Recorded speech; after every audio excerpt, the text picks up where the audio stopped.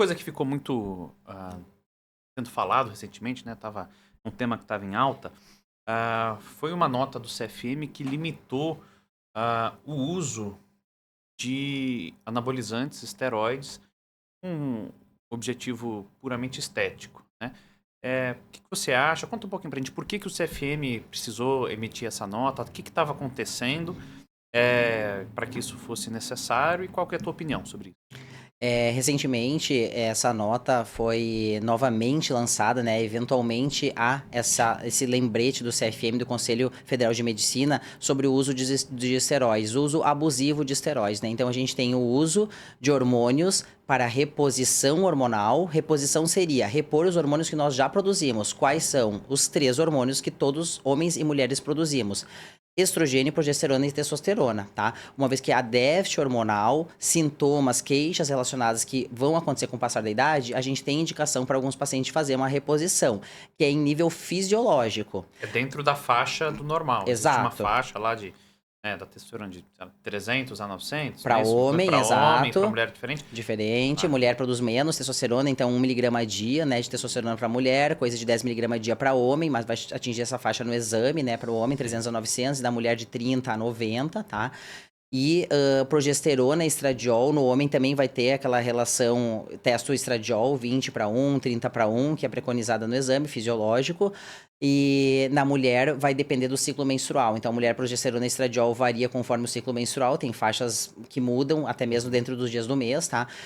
Mas a gente preconiza fazer uma reposição para quem precisa. Agora, o que o CFM bateu de frente, assim como já há muitos anos a gente tem recebido essa informação, né, do conselho, essas normativas conduzindo a prática médica para somente o uso de hormônios para uma reposição, tratamento de patologia, e não uso suprafisiológico, que daí sim pode causar problemas cardiovasculares, né?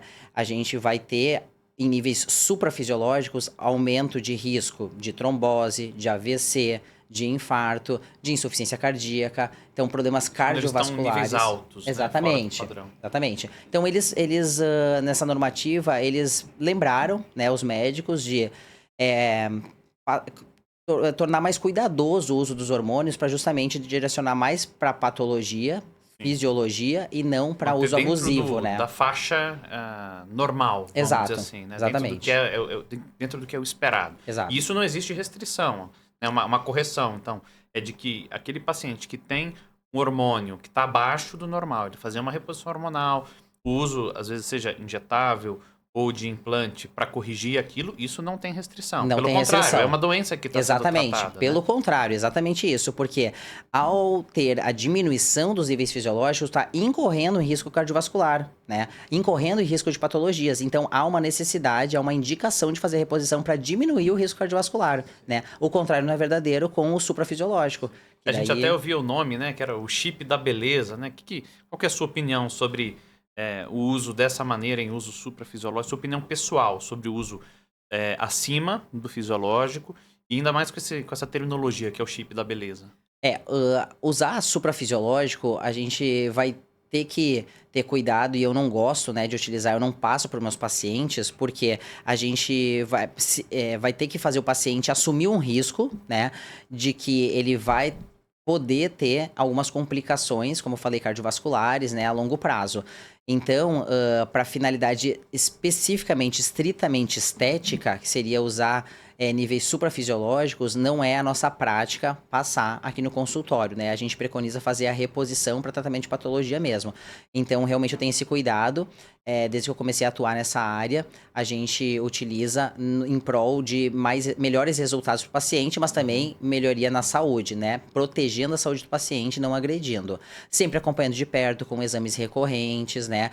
De perfil cardiovascular, perfil lipídico, exames de imagem, que é o ultrassom, e exames laboratoriais. Então, a gente tem essa conduta aqui dentro, né? De recorrência de 3 a 6 meses, depende do tipo de paciente, fazer novos exames. Então, eu não gosto, realmente, assim, eu sigo a normativa desde que eu comecei na área. Agora, eles realmente reforçam para alguns médicos que acabam não utilizando, né? Não praticando isso e acabam lembrando dos riscos que pode gerar para o nosso paciente passar suprafisiológico.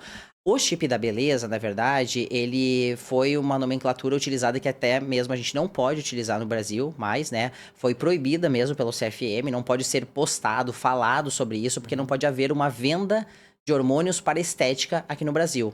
Então, a gente não pode falar chip da beleza mais, mas foi feito esse rótulo sobre o hormônio gestrinona, né, especificamente. O hormônio gestrinona não é um hormônio que a gente faz a reposição, porque como eu falei, progesterona, estradiol e testosterona são os hormônios que nós produzimos. E a gestrinona, assim como outros hormônios esteroides anabolizantes, eles foram criados em laboratório, literalmente, derivados da molécula testosterona, com alteração da cadeia de carbono, hidrogênio, oxigênio, dupla cadeia, enfim, para ter uma reprodução do evento anabólico e lipolítico que a testosterona causa, só que com menos androgenicidade, menos colaterais. Então, assim como nandrolona, oxandrolona, estanozolol, a gestrinona também foi criada em 1938 para essa finalidade, né? De ser uma alteração da molécula com finalidade anabólica, lipolítica, quer dizer, auxiliando na construção de massa e na redução de gordura, porém com menos alterações de colaterais que a molécula da testosterona nos traz. A mais anabólica e lipolítica de todas é a testosterona, proporção 1:1. Todos os outros esteroides anabolizantes foram criados com o intuito de ser tão anabólicos e lipolíticos quanto a testosterona, porém menos androgênicos, né? Alguns são muito semelhantes à testosterona, nessa capacidade 1:1, como, por exemplo, uma trembolona, são drogas extremamente fortes, né? Que quase que reproduzem o que a testosterona faz. Agora, o veneno é feito pela dosagem, né? A gente fala assim, uma medicação, ela é ótima até certa dose e pode se tornar ruim após uma certa dose. Então, aquilo que a gente tá falando, até fisiológico, é ótima. No suprafisiológico, pode nos trazer problemas. Então, a gestrinona, ela foi criada para um intuito ginecológico, na verdade. Então, ela vai trazer um efeito anabólico e lipolítico? Vai. Mas ela vai agregar eventos ginecológicos que nenhuma outra molécula de esteroide anabolizante faz. Então, unicamente a gestrinona faz. Por isso que ela é tão utilizada para as mulheres, né? Reduz sangramento vaginal, sangramento menstrual, reduz TPM, reduz cólica, auxilia no sono, na melhora da ansiedade, porque atua no sistema GABA, no sistema de neurotransmissor. E ela foi criada para tratar patologias de endometriose, miomatose, porque justamente reduz esse sangramento e reduz os focos da doença. Então, ela faz um efeito antiestrogênico, reduzindo a patologia ginecológica e o sangramento menstrual. Só que hoje a gente não pode mais trazer essa realidade. A gente utiliza a gestrinona para finalidade ginecológica, mas ela não pode ser utilizada para finalidade estética. E nem falada nessa nomenclatura, porque literalmente está proibida a nomenclatura. Uma nomenclatura inadequada também. Ela não traduz a importância do hormônio. Dá uma noção que é um produto que você passa na pele, uma coisa estética simples, né? Vou passar uma maquiagem, né? Parece uma maquiagem, um chip da beleza. Exatamente. Tô botando uma maquiagem no meu subcutâneo. E não é isso, né? Não é isso. E o chip, bem como tá falando, né, Ricardo? O chip parece que é literalmente algo metálico, algo que a gente bota embaixo da pele, a pessoa fica com aquilo ali, traz algumas alterações na pessoa. Não é nada disso. O chip um hormônio. É um hormônio, né? Então o chip nada mais é do que um microcomprimidinho. Um remédio. Remédio, né? Feito para absorvido. Né? Exatamente, feito é uma outra forma farmacêutica, é uma outra via de administrar o fármaco, assim como injetável, assim pela via oral, spray nasal, o tópico capilar, o tópico da pele. A gente também tem esse implante hormonal ou não hormonal, também tem os hormonais e os não hormonais, são medicamentos, vitaminas, através desse formato que a gente coloca no subcutâneo e tem uma longa duração. Então ele vai ser liberado diariamente por uns 6 meses, né? Então essa é a mudança comparado a outras vias de administração. Entendi.